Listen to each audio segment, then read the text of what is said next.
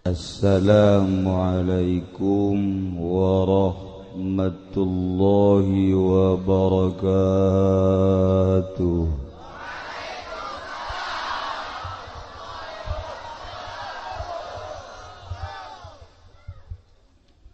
Alhamdulillah wassalatu wassalamu ala rasulillah wa ala alihi wa sahbihi wa mawalah, amma ba'du. Faqala Allahu ta'ala fil Qur'anil Karim wa huwa asdaqul qailin wa dzakir fa inna dzikra tanfa'ul mu'minin. Al-ayah. Wa qala an-nabiyyu sallallahu alaihi wasallam innama bu'ithtu li utammima makarimal akhlaq. Al-hadis. Langkung tipayun urang sami-sami nyanggakeun puja sinareng puji ka Gusti Allah anu Maha Suci,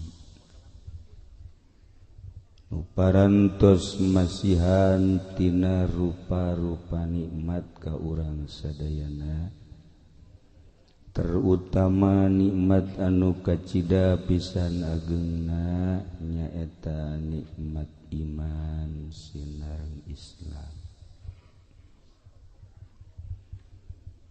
Sholawat sinareng salam mugia dilimpahkeun ka junjunan alam Kangjeng Nabi urang Kangjeng Nabi Muhammad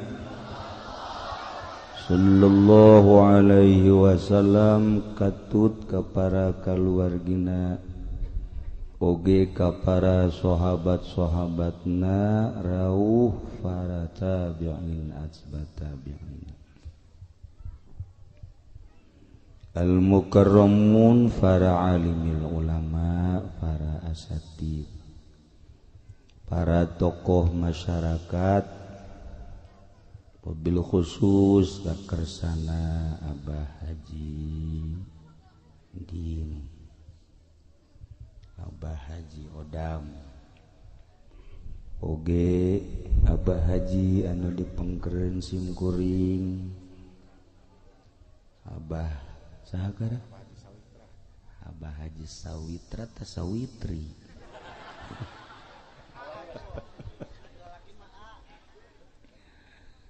anu ngajantenkeun wasilah sumpingna simkuring ka dieu. Kumna para kiai, para ustad, para kasepuhan, ahli-ahli pasir angin anu kacida pisan nun kusim kuring dimulyakeun. Aparatur pemerintahanana, sipilna, militerna anu alhamdulillah dina saah ayeuna eksis, polisi, ABRI selalu hadir dina riungan-riungan, boh ngariung maulidan, termasuk di judi. Alhamdulillah hadir baik. Mantak di akhirat dage polisi saparo ka sorga, saparo ka neraka. Alhamdulillahirabbil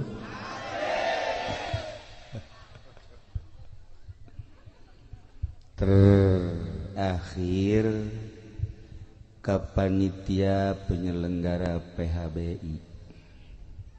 Alhamdulillah kuasilah kerjasama para panitia, Masya Allah ieu nu hadir lain jelema kabeh meureunnya manya di gunung loba amat jelema ya. asana campur kajian hukum lagi.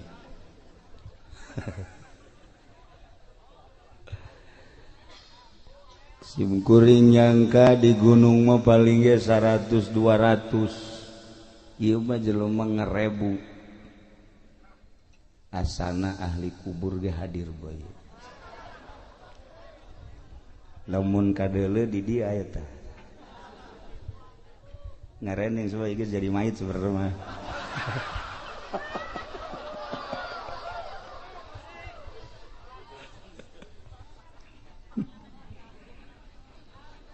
Kalayan inayah ti Gusti Allah alhamdulillah dina wengi ieu urang sadayana khususna simkuring masyaallah bisa nyaba ka kampung Pasir Angin.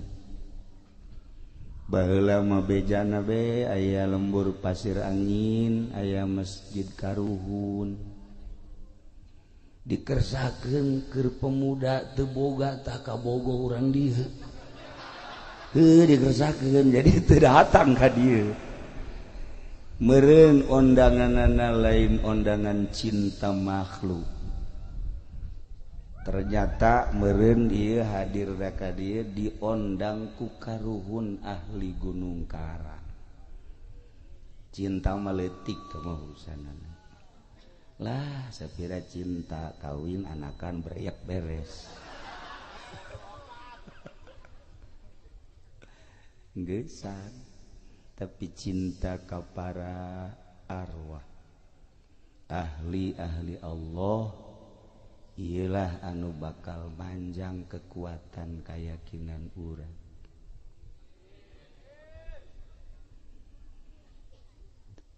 Lamun urang nyaritakeun gunung Masya Allah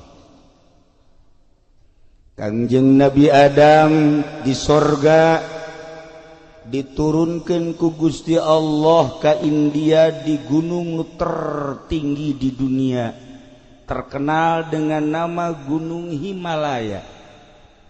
Turun Kangjeng Nabi Adam di gunung Masya Allah. Siti Hawa diturunkan di Jeddah. Allah ngainstruksikan supaya Kangjeng Nabi Adam kapanggih jeung Siti Hawa.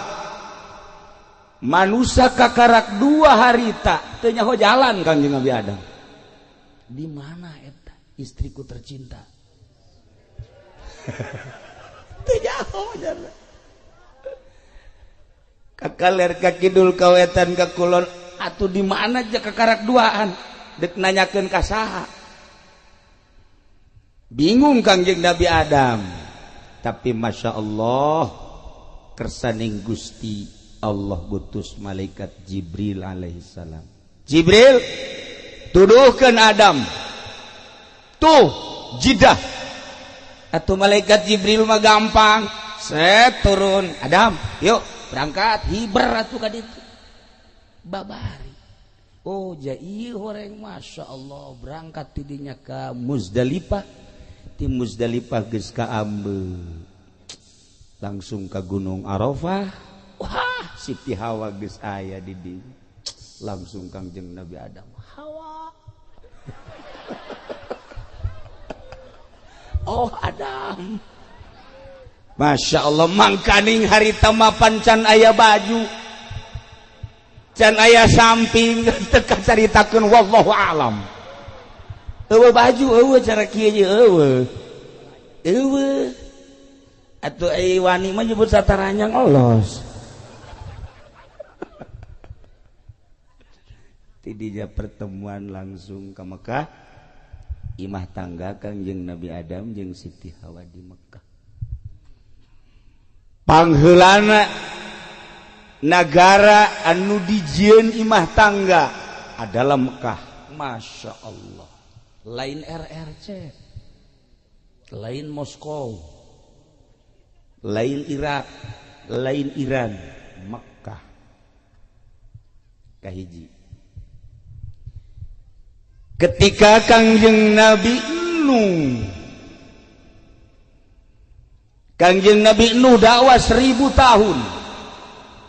umatna anu iman ngan 50 1000 tahun dakwah nu iman ngan 50 buang ka warahna pohara eueuh nu iman ka Allah eueuh nu iman ka Kangjeng Nabi Nuh anyar keneh ti Kangjeng Nabi Adam ka Kangjeng Nabi Sis ti Kangjeng Nabi Sis ka Kangjeng Nabi Idris kemudian Kangjeng Nabi Nuh alaihi salam manusia geus nyembah ka patung geus nyembah ka batu dituduhkeun ku Kangjeng Nabi Nuh alaihi salam 1000 tahun cuma menang 50 manusia. Abah Haji Indam adi mah kuari ieu encan 1000 tahun jelema nu narurut geus ratusan malah dikawin deui cenah bejalan. Kula tadi panggalana ngobrol di dia ngobrol kawin nyandung maksudnya lamun endek babari teu gampang lain jang kula jang ieu jang eta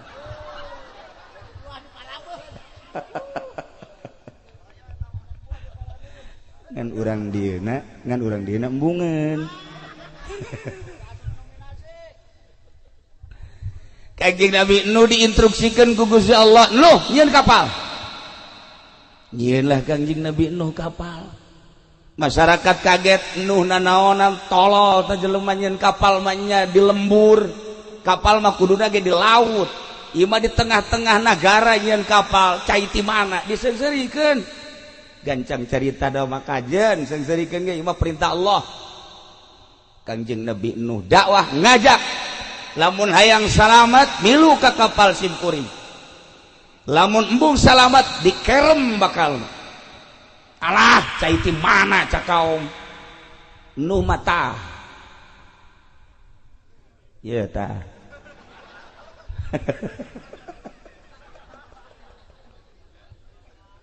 tapi kersane Gusti atuh emang deuk dikerem keluarlah cai ngagorolot keluar terus makanya keluar daga lain ti sumur lain ti walungan lain ti wahanga lain ti luhur tapi eta cai keluar ti paranti masa naon paranti masa ti hau model keluar cai ti hau terus golontor oh gede kakerem naraek lah ka kapal cuman 40 pasang Kangjeng Nabi Nuh putrana 4 hiji Kanan 2 Yafis nu 3 mah iman Kanan mah henteu Yafis Ham Sam iman Kanan mah putra Nabi sorangan kafir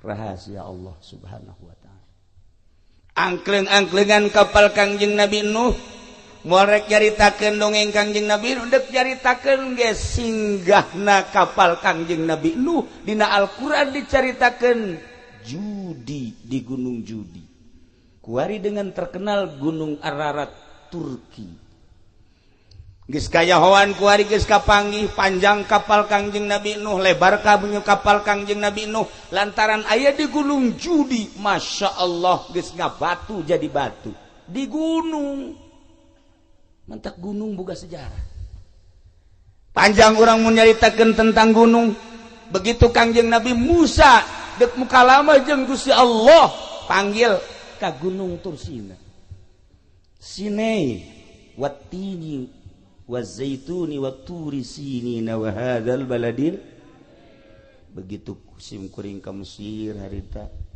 mana ieu gunung Sinai nu aya di Quran ternyata horeng lain cara gunung di dieu simkuring mah ngabayangkeun teh mungkin kos gunung Santri kos gunung Karang Masya Allah di Mesir terus ka Yordan terus ka Israel, Palestina gunung eta teh panjang. Kulinanya pen bahasa Arab saeutik Sinai. Kulo Sinai cek kutu cek gaidna. Kabeh ieu Sinai, ieu kabeh gunung Tursina. Aing kumaha ngomongna deui atunya. Ieu gunung urut Kangjeng Nabi Musa nu mana? Begitu ditanyakeun aya, horeng gunung Sinai teh panjang ti Mesir datang ka Yordania.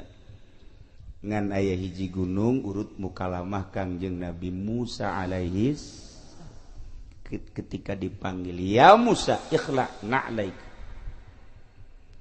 tidinyalah gunung anu bersejarah Gunung Sinai. Ketika Kangjeng Nabi urang umur 35 tahun naik mendekati umur 40 tahun satahun deui ka diangkat jadi rasul dikersakeun ku Gusti Allah loba teu hayang kapanggih jeung jelema hayangna nyepi Kangjeng Nabi hayangna nyepi di kamar teu puas Kangjeng Nabi nyepi sehingga neangan di mana inu leuwih sepi akhirna Kangjeng naik ka Jabal Nur ayalah Guha Hiro tahun 90 tahadus bini mah simkuring naik ke gunung tersebut hayang ningali ketika iqra bismi rabbikal ladzi khalaq diturunkan ku Gusti Allah melalui malaikat Jibril didinyalah Kangjeng bersemedi sorangan di gunung urang kuari wani ge lobaan ye di gunung ye urang Gunung Karang kabehan taruru ulah aya hiji-hiji acan aju haji pendit titah di dieu asana moal kebal ge inna lillahi wa inna ilaihi rajiun telah dicaplok hileud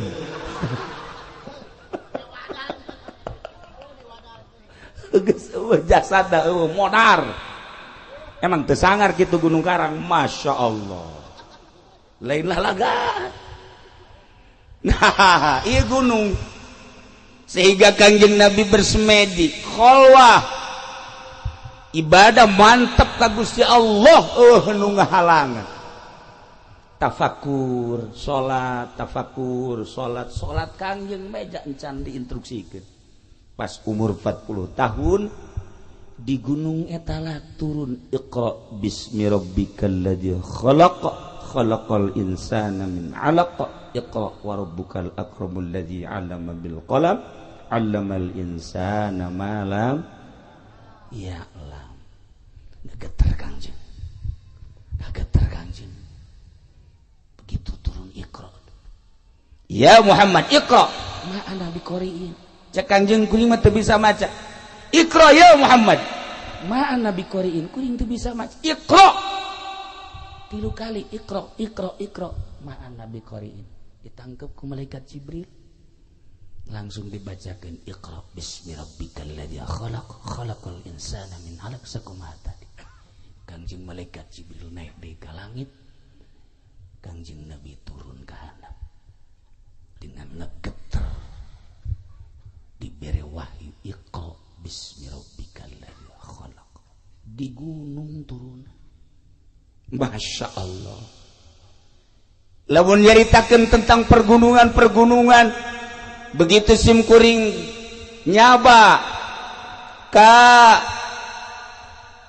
Kiai Zainuddin di Lombok almarhum Ki Zainuddin langsung Pak tempel jeung simkuring nyaritakeun kieu di Lombok gunungnya tinggi-tinggi di Jawa banyak gunung tapi gunungnya tidak terlalu tinggi. Untuk di Indonesia gunung tertinggi adalah inilah gunungnya. Gunung tertinggi melambangkan bahwa manusianya tinggi-tinggi. Jakulah japarenek jelema mah. Japarenek. Horenganan luhur ge lain luhur jelemana. Neangan nu luhur jelemana, neangan nu kasep jelemana, neangan nu gagah tanagana ambalaya, tapi horeng hatena mah teu wauheun ka Allah. Taba jelema leutik nu kos kitu mah paeh jadi seuneu neraka. Dik danaonan neangan nu gagah, dik danaonan neangan anu kasep, dik danaonan neangan anu jekrem, aya teu wauh ka Allah mah. Mantak nu kudu diteangan teh awewe teh nu geulis, nu sugih, nu pinter, nu wau ka Allah. Perasaan tiis kana hate. Geulis aya di nyana, pinter aya di nyana, Masya Allah. Turunan aya di nyana. tarariis wau ka Allah mah nawaran kan ka salaki ya pan wau ka Allah kakak mumpung ora kene jaimah geus teger mobil geus boga perusahaan jageus aya kak atuh laksanakeun ayat Quran fangkihu ma tobalakum pan aya wau ka Allah mah tarariis kana hate Masya Allah neng sugan teh neng teu kitu gegeraan sakena atuh mumpung ngara kene ngan lamun kakak kawin kula anterkeun ka bapak tah mah tolol teu wau ka Allah tah pangaranna nu wau moal nu wau moal atuh nawaran teh ikhlas sod ikhlas ya kari ieu carita gunung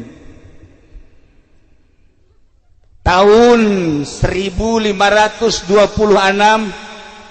mulai Islam nyerang ka Banten. Cuman 1 tahun kekuatan Islam utusan Demak dari 1526 hanya sampai 1527. Tidinya dikuasai deku Hindu. Tarurunlah Portugis. Tarulunlah Denmark, tarulunlah Inggris, turunlah Belanda, turunlah RRC, turunlah Saudi Arabia, ngumpul kabeh di Banten. Nuntung, kumpul kabeh di Banten. Kumpulna di Banten teh teu warau ka Allah kabeh ge. Nu nyembahna ka batu, nu nyembah ka kayu, nu nyembah ka tatangkalan, nu nyembah ka panon poe. Acak-acakan Banten teh. Masya Allah karim tahun 1670 Demak ngutus Sunan Cirebon Sunan Gunung Jati Syekh Syarif Hidayatullah beserta putrana Syekh Maulana Hasanuddin berangkat Syekh Syarif Hidayatullah jeung Syekh Maulana Hasanuddin ti Cirebon ka Banten duaan can aya mobil can aya kendaraan nu sejen di Cirebon berangkat ka Banten cuman 1 jam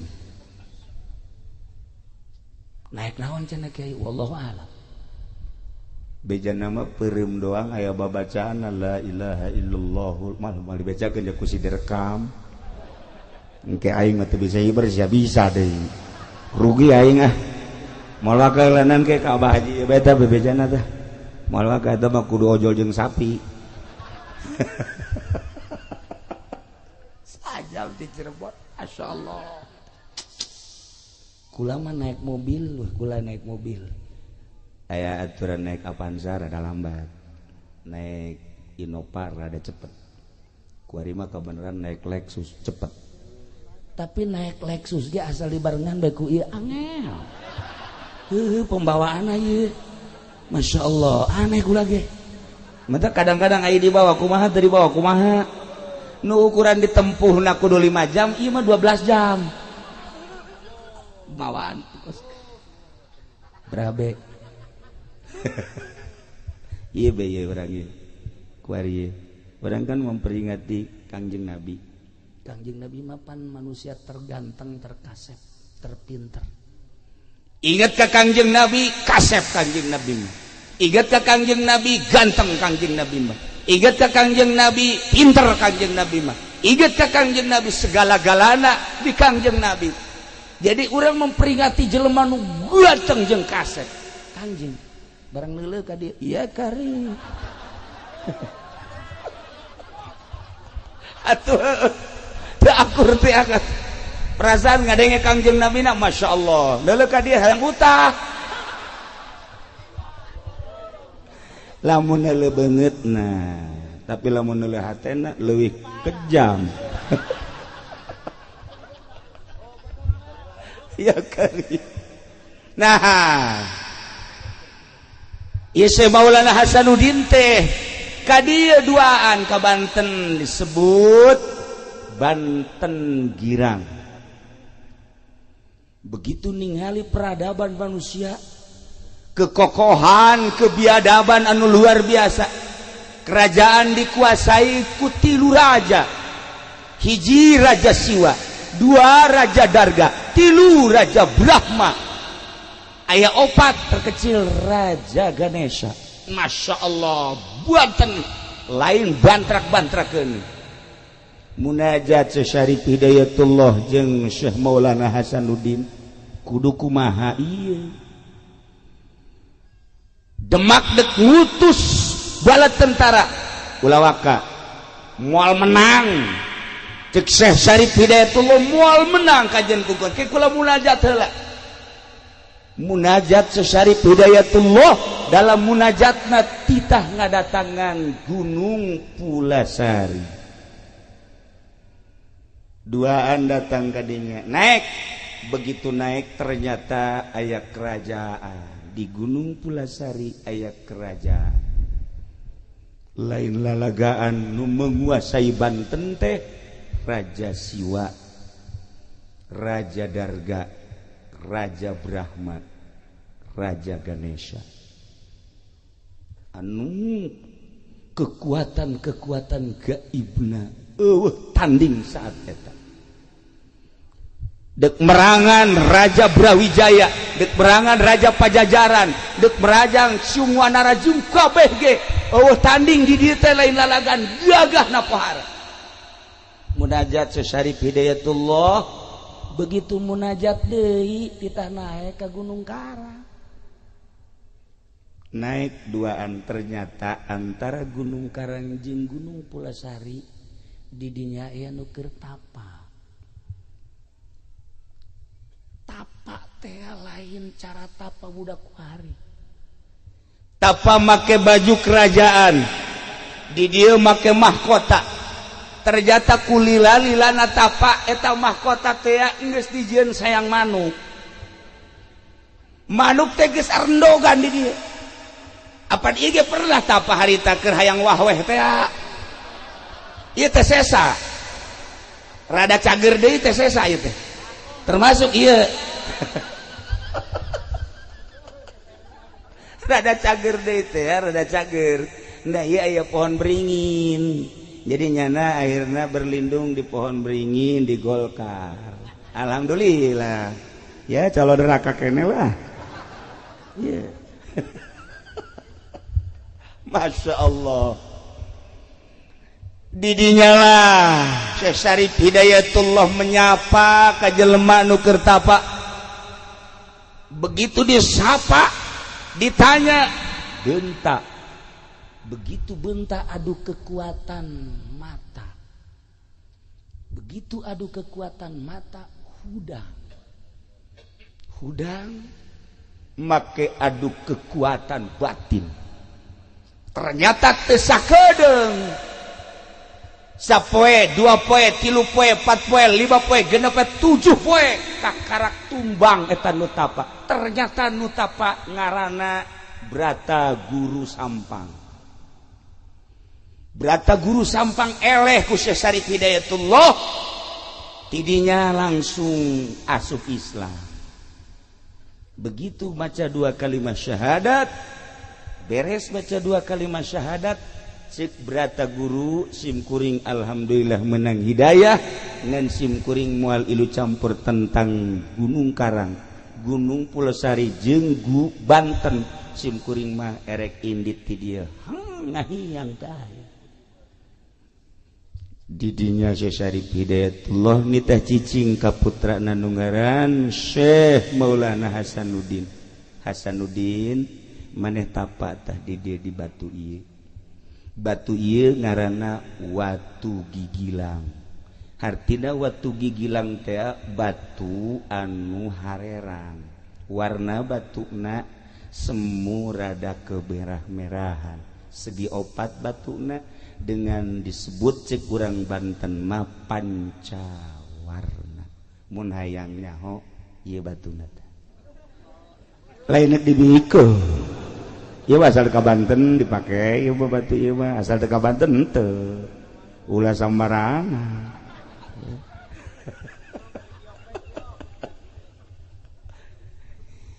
batuna nu dipake tapak adalah 2 meter persegi.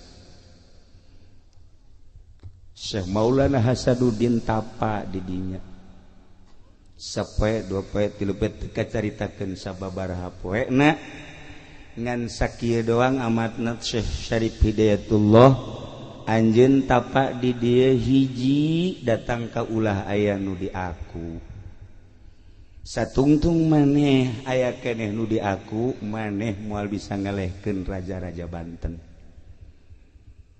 lamun geus teu di aku kakarak batur bakal nurut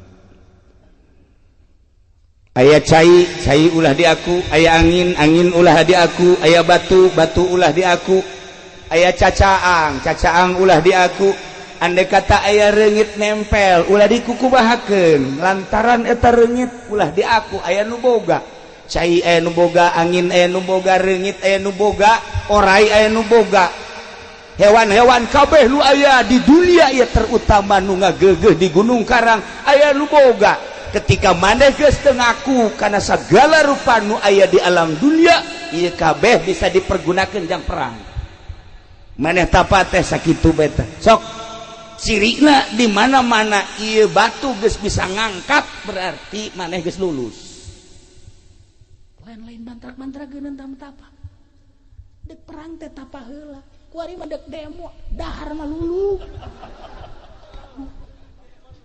dek perang teh tapa Syekh Maulana Hasanuddin teh masyaallah karim tapa ada di dieu rumat taksim kuring ka dieu masyaallah datang ke sepuhan ka ditu sakali moal datang ka 2 kali henteu datang ka 3 kali kasurupan di ditu kasurupan ieu kasepuhan teh kula ge rada kaget ngetikeun taneuh hadena lain aing nu diketik mun aing ge lawan ku aing ngan pasti aing eleh kakarak rada mikir can diterima ka 4 kali aya karuhun di dieu sumping. Nah iyalah salah satu realisasi tina 5 kali ngundang ka ditu mun henteu hadir moal ka dieu simkuring alhamdulillah dina sacenah sakieu nu hadir sok aya nyaho ulah sok aya nyaho pokona mah ente mah ngaraji bae pokona mah geus beres ngaji menang 5 10 tahun kawin geus beres anakan bae dihitung 12 bae anak. Nah itulah Syekh Syarif Hidayatullah. Begitu Syekh Syarif Hidayatullah terus tapa didinya teh masya Allah nu datang teh berata guru sampang deui nu geus asup Islam saenggeusna dipapatkeun kakarak batu bisa ngangkat. Tiba-tiba Syekh Syarif Hidayatullah datang maneh lulus cung geura ka Banten girang bawa batu ieu teh ulah dikamamanakeun kekuatan Banten teh aya dina batu lain batu boga kekuatan tingali Kangjeng Nabi Musa boga tongkat tingali Kangjeng Nabi Sulaiman boga cincin jeung nabi-nabi nu lainna ieu ge batu jang kekuatan Banten sing hade ieu ngaranna watu gigilang teuneun di Banten selama batu ieu aya Banten jaya ketika batu ieu teu aya Banten bakal runtuh saha bae nu endek siap jadi sultan Banten ketika batu eta encan aya deui di Banten moal dianggap ku jelema saha bae titip Syekh Syarif Hidayatullah seperti eta. Masya Allah dibawa batu 4 meter persegi cuman dijingjing doang ku Syekh Maulana Hasanuddin dijingjing ieu mah mawa cai bae geus kieu bah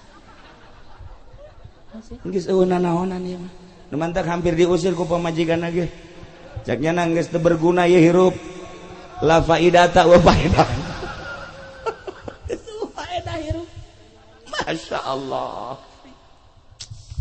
dijingjing dibawa ke Banten maka ayalah paseban Banten anu tihangna opat ditendenlah batu didinya etalah Syekh Maulana Hasanuddin selalu diuk didinya selama batu eta aya perang jeung sahabat bakal menang. Mulai Syekh Maulana Hasanuddin berangkat perang, dikirim bala tentara ti Demak saeutik ngalawan Hindu nu aya di dieu anu dibantu ku Portugis jeung Inggris anu kekuatan militerna luar biasa. Syekh Maulana Hasanuddin Sugan Gimbir teu aya. Begitu perang 10 lipat kekuatan kafir, Syekh Maulana Hasanuddin dengan tenang lantaran boga wangsit. Nu hese ge hiji trah kadua wangsit. Lah ulah sok nya usah nanyakeun wangsit segala naon. Kumaha lah ku batur-batur mah geus nyaho isian encang. Kumaha sih dibawa ongko.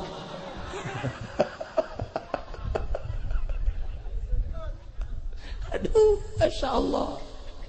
Dah begitu ngayakeun perang anu bala tentara militer saeutik ti Demak hampir eleh menghadap ka Gunung Karang. Cek Syekh Maulana Hasanuddin, ya Allah, eueuh nu di aku kusim kuring cai nu Gusti, angin nu Gusti, batu nu Gusti. Saat ieu abdi teh dek negakeun kalimah Allah, dek negakeun li'ilai kalimatillah la ilaha illallah hayang ngislamkeun Banten dengan tugas di Demak jeung ti pun Bapak. Maka abdi nyuhunkeun pertolongan ti Gusti. Aya suara hayang make naon? Angin. Maka angin dikirim ti pasir angin. Serius. Sehingga ada ieu sejarah. Serius. Andai kata geus manggi sejarah eta alhamdulillah. Andai kata insan catat. Lain lalagaan. Andai kata aya di sejarah alhamdulillah. Andai kata eueuh seperti eta. Bisa dipertanggungjawabkeun walaupun kula kakarak menang habar 2 poe ti urang dieu sarua bae. Kula sok kadatangan nu kitu tah. Kemari Kiai PI maot. Begitu turun di mobil aya budak leutik. Budak leutik ngapang. Budak leutik da kasep lain cara kolot kieu. Kasep. Berangkat ke masjid aya digigireun. Kula jadi imam Allahu Akbar jelema ribuan. Terus nuturkeun. Makam ka makam. Nguburkeun nyana di dieu tah. Di dieu ngobrol jeung kula. Ngobrol naon cenah cak di Nurjaya tah. Rahasia tuh. Nyana ge hayang nyaho nanti ngobrol naon cenah ge sok hayang nyaho bae. Ngobrol cinta ye. Ngobrol geus beres. Kula talkin eueuh. Kula nanya Ki Nurjaya, saya teh budak leutik. Ci, sugan teh bawaan kiai cenah. Nanya deui ka adik kula, "Ci, sugan teh saha?" Teu nu nyaho. Nanya deui ka hiji kiai, "Jak kula neuleuh cenah kiai." Neuleuh deui bangsa nu ka kos karya. Wah, ieu mah ka hijab di kieu mah tuh. Henteu nu kieu mah. Bangsa nu karya mah moal. Mun orai neuleuh. Bangsa nu leuleuh ngomongnya na ngobrol jeung kula. Eueuh. Ieu ge aya anu datang Masya Allah. Ieu horeng pasir angin teh pernah dicokot diundang ku Syekh Maulana Hasanuddin ketika perang ngelehkeun Hindu anginna ti dieu. Ieu pasir angin teh lain lalawaran mantak ayalah jampe paranting ngadatangkeun angin. Henteu kudu lobaan ka Jakarta demo teu kudu. Teu kudu eta mah endek masalah. Tinggal diondang bae angin pasir angin coba tuh. Ahok kubruskeun habak beres. Hayus ya. Asal geus datang angin pasir angin Masya Allah. Lain lalawar di aya liangna ngan liangna teu kadeuleu. Nu kadeuleu liang anak we di dieu mah. Liang eta teu kadeuleu liang angin eta mah. Tapi insyaallah urang-urang dieu paham. Aya nu paham. Nah, 2 kekuatan hiji cai ialah Cibanten ngaranna. Cibanten teh huluna di Gunung Karang. turun di Gunung Karang pecah dua, nu hiji ke arah barat sekitar 35 km ke laut, jadilah dermaga internasional. Nu hiji ka Karang Atu, nah iyalah jadilah dermaga nasional. Dua kekuatan, maka di Banten ulah coba-coba Gunung Karang. Pusatnya adalah Gunung Karang. 1 juta kali garaga orang Banten teu nyaba ka Gunung Karang moal aya kekuatan. Gunung Karang titisan ti baheula. Dongeng almarhum Abah kula waktu masantren di Sekong. Hayangnya bakal guru gas umur 7. Berangkatlah tiluan. Nu hiji ngaranna Wes Kurni urang Tangerang kabeh. Nu hiji di Samsudin berangkat di ditu. Nu dua sombong. Sebab puasa bae nu duaan mah. Sia Madam Yati neuk naik ke Gunung Karang teu puasa, mopo sia kajen ku kumaha ge. Ye aing ge. Hijib nasor geus dikelek. Memang. Hijib naon deui si dieu, hijib saepi mah komo. Anginna ge geus ambalaya. Ya tuturkeun aing ke asal naik ke Gunung Karang sia tuturkeun deuleukeun aing mah naik angin jakana. Begitu datang wallahu alam ka mana maropo kabeh. Teu kuat nu dua mah. Alah cenah damai aing mah teu kuat. Teu kuat cenah ieu. Aing mah moal bisa terus ka ditu geus teu kuat bae teu kuat. Kumaha sih nyaritakeun teu kuat? Hese nyaritakeun teu kuat teh hese okos aya lalaki hayang kanu geulis teu kuat. Teu kuat, aya beungeut perang hayang kanu geulis aduh. Teu kuat teu nyambung. Tapi ulah leutik ka ate, lalaki mah pembeli, itu geulis, kajen teh geulis beungar. Iya ini roa itu pasang. Ye, mujizat Gusti Allah, Masya Allah. Il qala Yusuf li abihi ya batin. Ngaji memang ngaji amil eta heula. Nah, lah urang dia mah geus leuwih nyaho. Geus leuwih nyaho bae pokona urang kulon mah bangsa perpeletan mah. Atuh perpeletan mah ilaku mah teu ieu. Tapi almarhum Abah kula Masya Allah ketika tawadu di harapan Gusti ya Allah ya Rabbi abdi mah ngarasa puasa tilok dahar beki wiridan tilok tapi abdi hayang kapatilasan Syekh Maulana Mansur di luhur abdi teh hayang datang ka tiba-tiba kunaon aya nu mawa wallahu alam sabaraha menit datang ka luhur teh sorangan ai batur aing eueuh sakieu ieu aing sorangan cai loba sieun ku sebab lo sorangan bae di luhur. Nah di jamaah tu mandi dan lain sebagainya turunnya jalan mana ya cekna sebab tadi beureum datang ka luhur tapi tidinya dengan penuh ketawaduan deui tiba-tiba dibawa deui datang deui ka babaturan keur ngagaloler bae kieu. Masya Allah rahasia Gunung Karang namun dibawa takabur bahaya sebab lain baheula bae kuari emang eueuh ieu anu keur tapa aya nu keur tapa di Gunung Karang kuari urang Jawa Timur kabeh urang Jawa Tengah jeung Jawa Barat termasuk Banten eueuh nu keur tapa kuari di Gunung Karang urang Jawa Timur nu geus turun 5 poe ka tukang urang Jawa Timur kene tapa di Gunung Santri di Gunung Karang di Banten balik kita mampir ka imah mau dicaritakeun ka ditu nama ngan urang Jawa Timur kuari aya kene urang Jawa Timur ieu teh geus dieusian kudu tapati baheula datang ka kuari nah panjang urang mun nyaritakeun Gunung Karang mantak hadiahna ge teu barang sambarangan ulah ge tadi rada ngageter tita hadiah padahal urang dieu bae tapi kukula dihadiahan lalauna teu meunang kadenge ku batur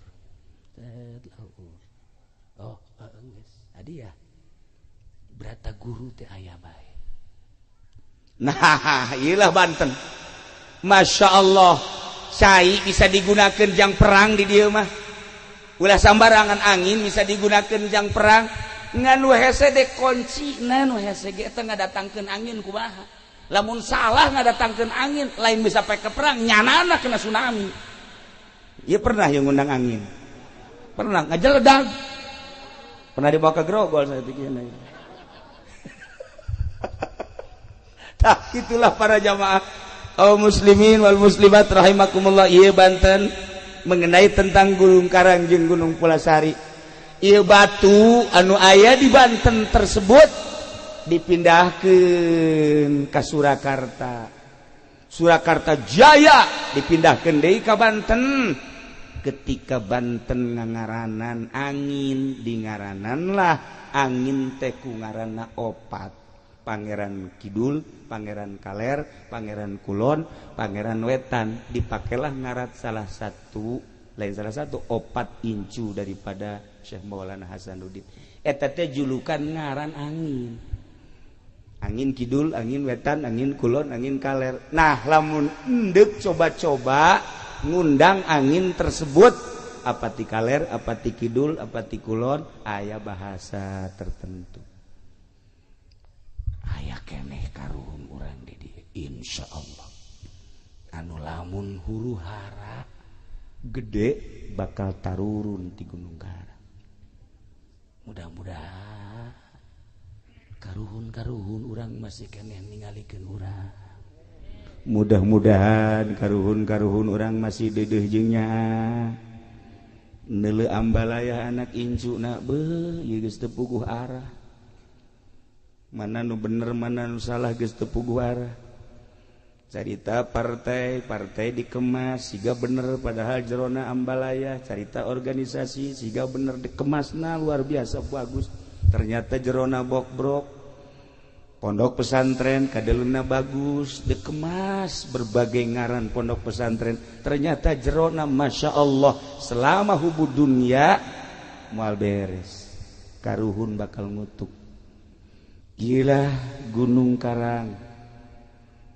Para jamaah kaum muslimin wal muslimat rahimakumullah, saat ieu batu nu pernah dibawa di ka Banten aya salah sahiji incu Banten anu nakal, maka batu tersebut teh moal dibejakeun ngaran anu mawa batu tersebut, kemudian didagorkeun kana sirahna semplek. Jadi batu gigilang eta semplek juruna saeutik urutna hajar salah satu incu Syekh Maulana Hasanuddin. Aya dipindah-pindah kuari eueuh di Banten. Urang tinggal nungguan batu eta sebab kejayaan Banten tetap terletak tandana di batu eta. Lamun encan aya saha bae nu endek muncul jadi sultan, jadi raja moal bisa. Sebab nu bakal jadi raja di Banten mah tetep tiba heula ge raja wali, wali raja, raja wali. Wali raja kudu make koma ulah raja wali berarti sia eta mah RCTI eta mah raja wali raja. Selain wali moal bisa Banten. Lamun dicaritakeun tentang bakal karamean Banten dijajah deui ku RRC sebab aslina ge Hindu, bakal terjadi. Inggris bakal asup deui ka Banten, bakal Belanda bakal asup deui, bakal. Cuman tetep nu bakal numpas Arab kene. Percaturan tentang Banten seperti eta selama batu encan muncul deui tetep Banten moal boga kekuatan. Kitulah sejarah ala kadar. Urang kuari sabodo tamah tentang eta. Ieu mah supaya nyaho bae heulana. Masih panjang lalakon. Urang sebagai generasi sing hade sebab Kangjeng Nabi muncul dengan kekuatan anu luar biasa. Tapak Kangjeng Nabi Musa muncul dengan kekuatan anu prima. Tapak Wali Sanga muncul dengan kekuatan anu prima. Tapak Syekh Maulana Hasanuddin babat Banten pada tahun sekian sampai tahun sekian, dilanjut ku Syekh Maulana Hasanuddin, Syekh Yusuf, dilanjut Syekh Mapai dan lain sebagainya. Tarapak kabeh. Lamun urang kuari jadi kokolot jeung jadi kiai masih keneh beuki duit proposal pamarentah ulah harap menang Banten. Urang jadi kiai masih keneh ngarorodan duit partai moal harap Banten jaya. Urang kuari jadi kokolot atawa jadi kiai ustad masih keneh kabombro jeung kabita ti duit-duit ti haritanu. Wah ajur Banten kajeng ajur sekali deui siata nu neruskeun mata aing mah toser doang seperti eta dek narima dek henteu hak ente kabehan sekedar sejarah kekuatan Banten dicekel ku ahli-ahli tapak urang boga Syekh Mansur urang boga Syekh Hasnawi teh raja Banten cuman masdur mantap ketika renovasi diberi kewenangan Syekh Hasnawi Caringi setelah eta kadieuna teu muncul kembali insyaallah engke ge aya kuari ge geus daratang gakula nu negara di Sultan apalagi ge hayang jadi raja atuh raja koang-koang Masya Allah karim alhamdulillah lamun di Banten geus aya nu diangkat jadi sultan aya deui nu hiji hayang dinobatkeun dia jadi mangga bae tah mah mangga bae ai pas mah masalah tapi kula geus ngangkat sorangan raja setan alhamdulillah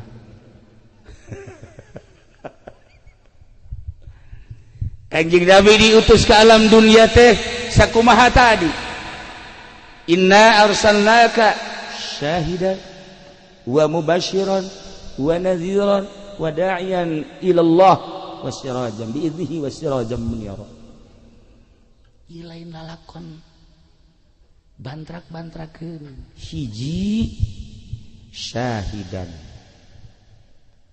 nyaksian Kanjeng Nabi nyaksian teh Kanjeng Nabi mah lain nu sababad lain anu sazaman tapi nyaksian teh katukang nyaksian ka kaum Kanjeng Nabi Isa nyaksian ka Kanjeng Nabi Musa nyaksian sampaikan ke Kanjeng Nabi Adam masih siap Kanjeng Nabi syahidan jadi saksi padahal teu kazamanan di mana Al-Qur'an ngajelaskeun dengan mukjizat Al-Qur'an Kanjeng Nabi bisa syahidan nomor kedua wa mubasyiran mubasyiran teh Kanjeng Nabi mawa berita sorga sorga teh batana ge lain meunang nyen ti Cisoka lain dikirim ti Pandeglang lain batana ge tidak inten permata anu inten mah sagede korek api sagede korek api miliaran cincin ieu bae ye cincin ieu ye dibikeun ge anu daek nah iyalah sorga teh lamun kuari dibocorkeun sagede jarum bocor sagede jarum ieu sinarna sinar panon poe bulan bintang surem kabeh ieu sorga bidadarina lamun nyiduh bidadari ka laut amis kabeh lamun sigir bidadari ditololkeun seetik bae ka dieu teu kudu make listrik saangna pohar nu neuk numpakanna sagede kieu terido aing mah terido mun di sorga nya nah kos kieu di sorga aja numpakan bidadari protes aing ai malaikat Ridwan kaluarkeun ieu emang gua terido aing mah panjang potongan ku ieu naekan bidadari da aing mah protes protes tetep baik lamun banget kos kieu atuh boro-boro di sorga kuari ge urang sebel atuh kan meureun ai ka sorga teh mah nya ge diganti beungeutna lain nu ieu beungeut teh naon atuh kos kitu sorga ganti casing nya ganti aduh casing nu ieu mah masyaallah nah iyalah wa mubasyiran bunga Kanjeng Nabi teh rahmatan lil alamin urang nyaritakeun panjang taga ditu ieu mah sebagai rahmat bae ye lamun hayang nyaho rahmat Kanjeng kaistimewaanana dicontohan ku ulama aya hiji ibu ngandung anak begitu ngandung sampailah 8 bulan ketika ngandung naga diatur dahareunna naga dek ngadahar nu ladap ulah besi kaganggu anak kunya rahmat dek ngadahar ulah besi anak ngamuk di jero rahmat deudeuh indung kanu jadi anak pohar Dek gadahar naon bae ge nu diperhitungkeun anak nu di jero, masyaallah karim. Ieu rahmat. Menang 8 bulan borosot lahir ka dunia. Diurus ku indungna, teu meunang ceuri disusuan. Susu kurang cai, usahanya ngadahar sayur mayur. Dipencetan supaya kalaluan geus buku bapa nama tuh. Geus teu kudu dicaritakeun tah mah. Eta amunisi. Terus disusuan gede. Masya Allah keluar saya ti kade kanu ngasuh ge si ade lalaunan ku dedeh jeung nyaa indung gede-gede disakolakeun ngaji kebeneran anakna teh awewe sakolakeun balik neng kade nya balik sakola kudu gegeraan balik mama melang ka neng bisi anu ngaganggu bisi anu aduh macem-macem mak lamun neng can datang ka imah mama masyaallah teu ngeunah dahar teu ngeunah nginung kade neng si neng ngasih anakna badung emak tidak tahu diri gede kelas genep HP geus boga mulai kelas genep geus SMS-an indungna kan neng ulah osok main HP eta mah aduh pagawean dajal tah bagus itu mah naon dajal mah dada jeung bujal si emak ulah geus dinasehatan anak beuki mangga SMP Badung kita ngaji henteu kita balik henteu sakadaekna bae emakna terus bae nganasehatan sing adeneng anakna kancola begitu datang ke SMA anak teu bisa diatur ganeng cerewet boga emak nyaho ala modern beunana kuari mah geus aya di planet mana emak ortodok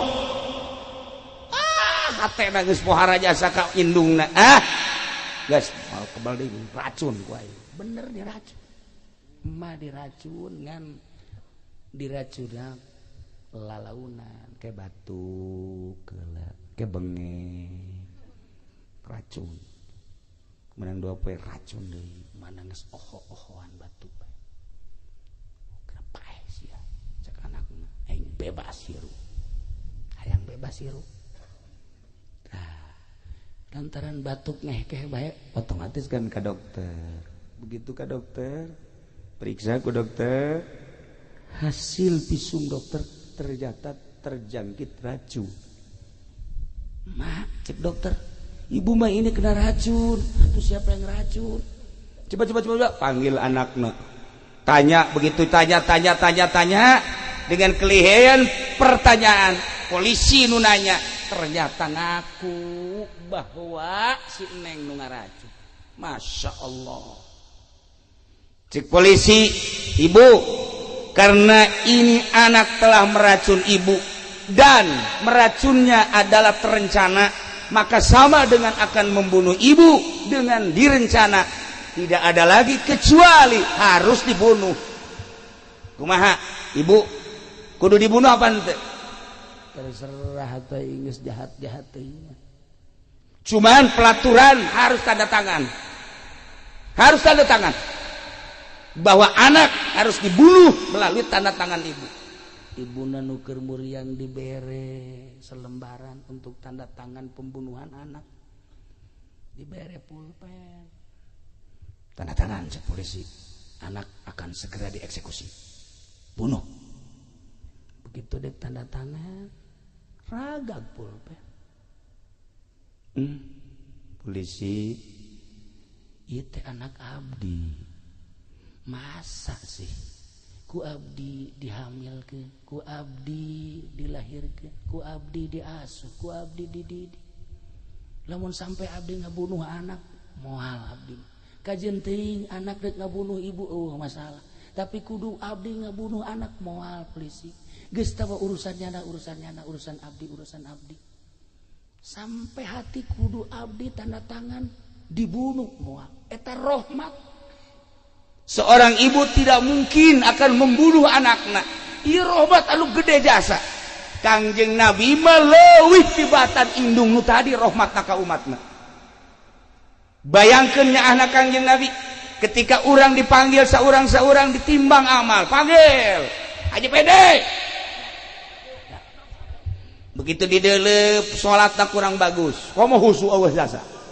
Puasa kitu kene zakat tilok sama sekali. Wah, geus kupur ieu nih mah.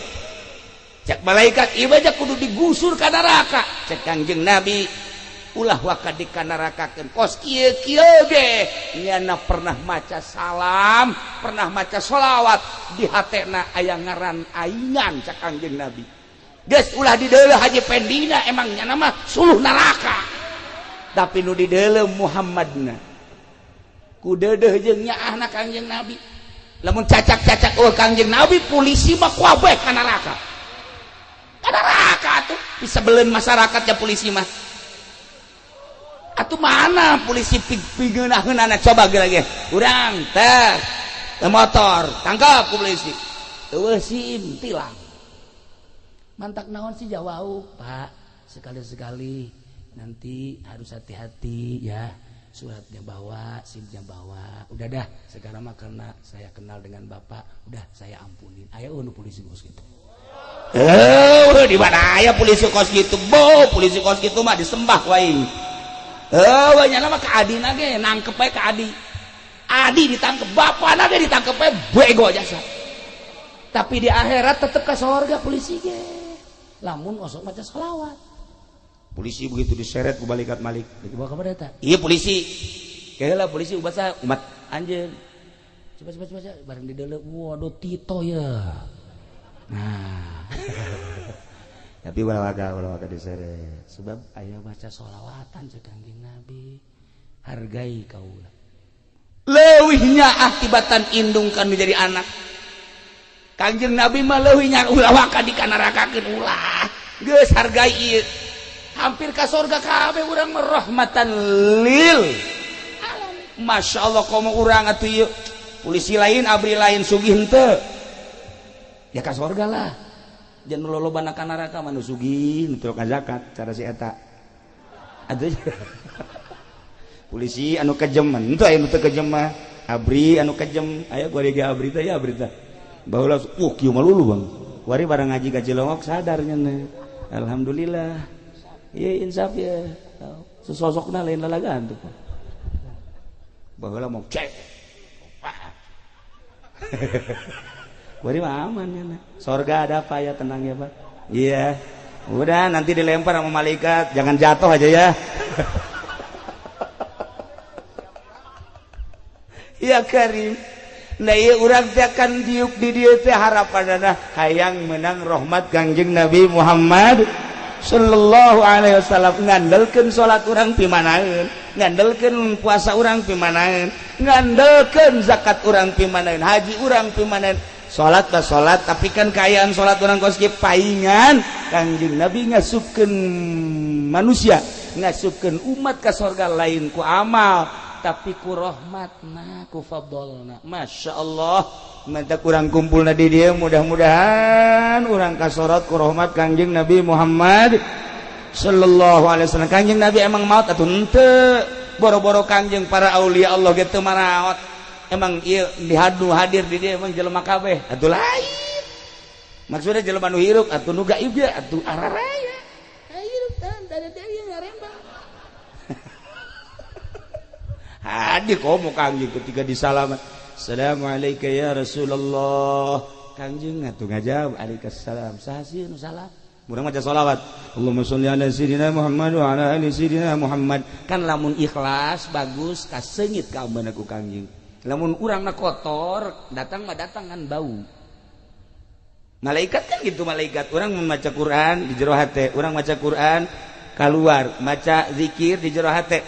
Teu nyahoeun kan malaikat bahwa urang keur maca naon ngan lantaran ikhlas seungit. Malaikat ge seungit. Mentak hadamna malaikat seungit. Mentak para wali hadamna malaikat seungit ka ambeuna. Barang ambe ieu. Cek malaikat masyaallah jurig. Bararau. Kamu tuh malaikat. Urang lamun zikir ya di masjid, urang zikir atau wiridan atuh kaambe ku malaikat. kumaha ikhlas jeung henteu bagus jeung henteu bakal kajahoan anak engke tapi di dunia kene kajahoan efek-efek tina wirid-wirid urang jeung ibadah-ibadah urang. Para jamaah kaum muslimin wal muslimat rahimakumullah, sakali deui moal dicaritakeun kabeh tadi mubasysyira wa nadhira wa da'iyan ila Allah. Nah, ieu mah Kanjeng Nabi wa ma arsalnaka illa rahmatan lil alamin. Alam teh masih wallah, tangkal kayu alam Kangjeng rahmatan lil tangkal kayu. Laut alam Kangjeng Nabi rahmatan lil laut. Batu alam Kangjeng Nabi rahmatan lil batu. Hewan-hewan nu aya di dunia ki alam Kangjeng Nabi rahmatan lil hewan. Mantak lamun urang geus kasorot ku rahmat Kangjeng Nabi, urang geus mantap ka Gusti Allah, urang bisa berbicara jeung batu jeung tangkal kayu. Lamun Syekh Mansur bisa ngobrol jeung maung, komo Tuan Syekh Abdul Qadir mah lain bae jeung naung jeung lauk-lauk bisa ngarobrol. Mun Syekh Maghribi bisa ngobrol jeung seluruh hewan-hewan. Lamun Syekh kitu Syekh Ahmad Kabirur Rifai bisa ngobrol jeung nugara raib. Atuh kuari ge sarua para aulia Allah teh bisa ngarobrol. Ieulah rahmat Kangjeng Nabi. Datang ke mana urang karahmatan ku Kangjeng Nabina, karahmatanna datang ka syariat, urang di makom syariat. Datang ke mana karahmatan ku Kangjeng Nabina, rahmat Kangjeng Nabina datang ka thariqah, urang aya dina rahmat thariqah. Kangjeng Nabi rahmatna nyulusup ka sirrun min asrillah, urang aya dina makom hakikat. Rahmat Kangjeng teh aya di makom hakikat. Kitulah para jamaah kaum muslimin wal muslimat rahimakumullah. Malam ieu urang aya di dieu kumpul dalam rangka ngagungkeun ka Kangjeng Nabi urang Kangjeng Nabi Muhammad sallallahu alaihi wasallam, dicatat ku malaikat leuwih-leuwih ku Gusti Allah. Mudah-mudahan kumpulna urang di dieu dijadikeun umat Kangjeng Nabi Muhammad sallallahu alaihi wasallam. Belah dieuna urang dihijikeun jeung guru urang nu saleh jeung para aulia-aulia Allah, belah dituna urang jeung Kangjeng Nabi urang. Saha anu teu indah ketika di akhirat engke bakal aya bendera. Wasiqal ladzina taqau ila jannati zumara. Jaban nu takwa bakal digiring ka surga ila jannati zumara. Kelompok-kelompok aya bendera-bendera, engke bendera di akhirat ulah salah neuleuh bendera. Ulah neangan bendera Golkar di masa cilaka, bendera pada ulah di dunia ge ulah. Ajeuna ieu mah petilu ge nyungsem wari mah. Geus teu beres. Cenah PKB Alhadin Sawa. Geus bae benderana ge di akhirat ulah diangan bendera partai, benderana la ilaha illallah Muhammadur Rasulullah. Geus ke di akhirat urang neuleuh bendera eta, di bawah bendera eta berangkat menuju surga Allah Subhanahu wa taala. Nyaritakeun bendera loba nu dibikeun ka Sina Abu Bakar, nu dibikeun Sina Umar, nu dibikeun Sina Utsman, Sina Ali, Sina Husain, Sina Hamzah dan lain-lain sebagainya. Termasuk guru-guru urang ke di akhirat dibere bendera ku Kangjeng Nabi urang. Geus urang nuturkeun salap guru-guru urang moal mislek ka jeung kumaha. Kitulah para jamaah kaum muslimin wal muslimat rahimakumullah, simkuring atuh ngarasa bingah dina wengi ieu tiasa ka dieu ka pasir angin, dongeng pasir angin ala kadar tadi geus. Ieu gunung Karang ge ala kadarna geus, gunung Pulasarina geus, kemudian batu-batuna geus. Malah aya julukan-julukan kampung-kampung eta teh di zaman Syekh Maulana Hasanuddin, insyaallah ke iraha deui aya wangsit sarua bae ngadongengkeun tentang sejarah-sejarah nu patalina tapi jeung karomah-karomah. Nu patali jeung karomah lain saeutik di Banten teh. Insyaallah mun aya izin Allah ke urang carita deui. Ieu mah luar biasa dina wengi ieu sakali deui hapunten tina samudaya kalepatan sareng kakiranganana, ieu urang ngadoa ka Gusti Allah. Allahumma salli wa sallim ala sayyidina Muhammadin fil awwalin wal akhirin wa barik wa sallim wa radiyallahu ta'ala an sadatina ashabi sayyidina Rasulillahi ajma'in. Amin ya Allah ya rabbal alamin. Allahumma arham ummata sayyidina Muhammad, Allahumma ajbur ummata sayyidina Muhammad, Allahumma aslih ummata sayyidina Muhammad, Allahumma farrij an ummati sayyidina Muhammadin sallallahu alaihi wasallam. Allahumma anfa'na bima 'allamtana wa 'allimna ma yanfa'una wa zidna 'ilman wa yaqinan wa zidna 'ilman wa yaqinan wa zidna 'ilman wa yaqinan walhamdulillahi 'ala kulli hal wa na'udzu billahi min kulli hali ahli an-nar. Allahumma hdina siratal mustaqim Allahumma hdina siratal mustaqim Allahumma hdina siratal mustaqim siratal ladzina an'amta 'alaihim minan nabiyyin wasiddiqina wasyuhada'i wassalihin wa hasuna ulaika rafiqa dzalikal fadlu minallahi wa kafa billahi 'alima wa shalli wa sallim ala jamil anbiya'i wal mursalin walhamdulillahi rabbil alamin. Sakali deui sim kuringnya haja teu ngadongengkeun tentang perjalanan Syekh Mansur anu ieu di dieu aya sababaraha tinggal Syekh Mansur. Insyaallah mun panjang umur ke urang bahas. Sakitu bae wallahul muwaffiq ila aqwamit thoriq. Wassalamualaikum warahmatullahi wabarakatuh.